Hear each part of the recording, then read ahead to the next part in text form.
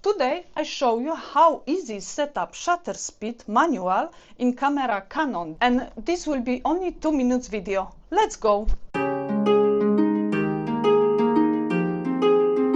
I use the Canon camera EOS 200D. Here we have M, the manual. We can change of course on different, but we are manual. We start as camera coming to the screen. On the screen you see here on the first top is as shutter speed. How to start to work in this?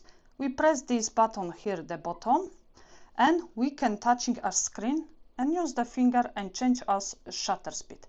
Another things, we use the button from here from top and move. We can move as shutter speed, use this button. Another things, when we work and we want photography something, where we have a shutter speed, we have here as shutter speed. You see this green stuff around? It's mean here now, if we use the button, the top again, the same, will be work and change. That is easy, change as shutter speed on this camera.